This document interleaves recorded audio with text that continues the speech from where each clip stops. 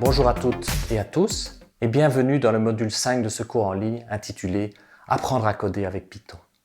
Dans les modules précédents, nous avons vu les instructions Python, comment manipuler et définir des fonctions en Python, ainsi que les types de données entiers, fractionnaires, chaînes de caractères et booléens.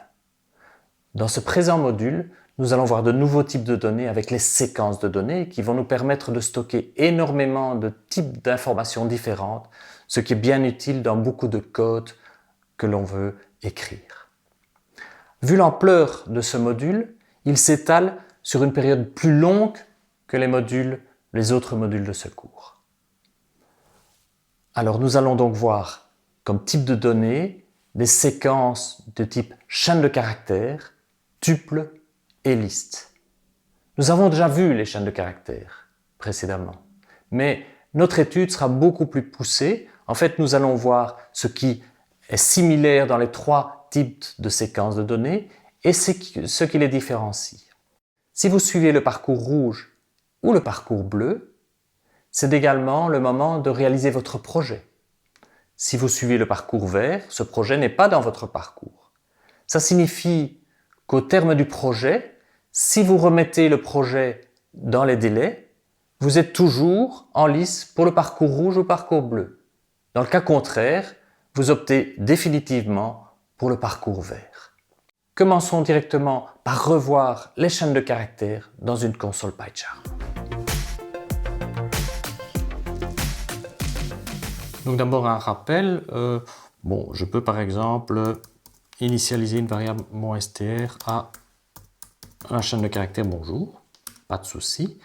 Et donc si je demande en mode interactif c'est quoi la valeur de la variable monstr, il va me dire c'est bonjour, le texte bonjour, et il le met entre quotes pour dire oui c'est une chaîne de caractères. Je peux évidemment aussi demander d'imprimer la valeur de la variable, et là il l'imprime bien sûr sans les quotes.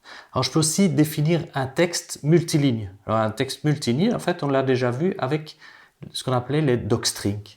Et donc je peux dire voilà, j'ai une variable qui s'appelle long-t, et en fait long-t c'est un texte multiligne. Je commence par 3 doubles quotes ou 3 simples quotes.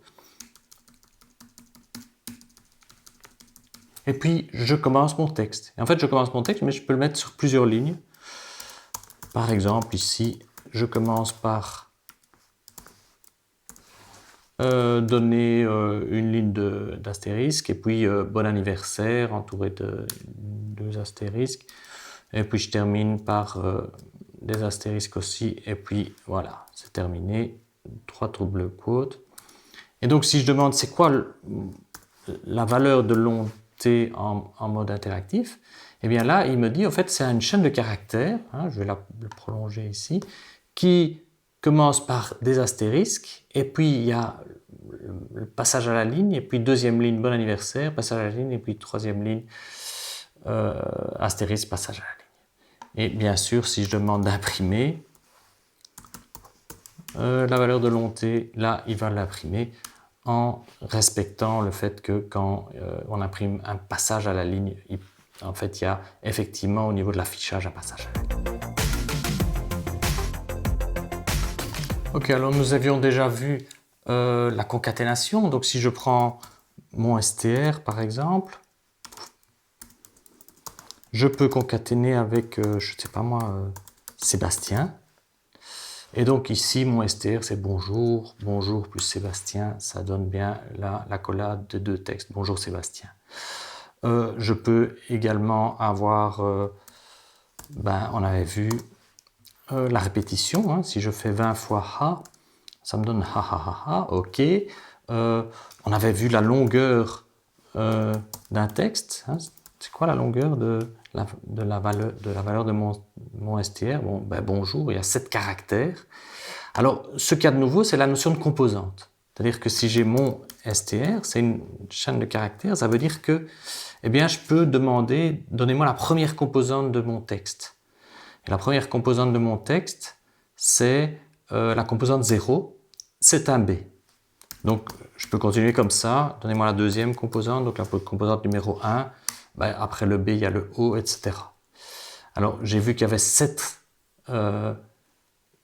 caractère à mon STR, faites attention parce qu'évidemment, si je demande donnez-moi la composante numéro 7, elle n'existe pas. Et donc comme elle n'existe pas, si je demande ça, l'interpréteur Python dit ben non, ça c'est pas possible. Et donc il donne une erreur à l'exécution, il dit désolé, index error, string out, index out of range, l'indice n'existe pas dans le texte, vous ne pouvez pas manipuler un indice qui n'existe pas, c'est une erreur dans le programme. Et donc la dernière composante, c'est la composante 6, ou si vous voulez, la composante len de mon str moins 1. Voilà, ça je peux avoir. Alors, autre possibilité, je peux aussi demander, donnez-moi le dernier. Donnez-moi la dernière composante, et ça c'est une possibilité que Python offre, en disant, ben, si vous donnez des indices négatifs, à partir de moins 1, hein, eh bien, ça veut dire, mon str-1, c'est donnez-moi le dernier caractère de la chaîne de caractères. Donc ici, bonjour, le dernier caractère, bien sûr c'est un R. Si je demande le caractère -3, c'est l'antépénultième caractère, eh bien ici, ça sera un O. Voilà. Alors, avant de continuer l'étude des chaînes de caractères plus en profondeur, ce qu'on va faire, c'est étudier les deux autres types de séquences que nous allons voir dans ce module, c'est-à-dire les tuples et les listes, au niveau des manipulations de base. Allons-y.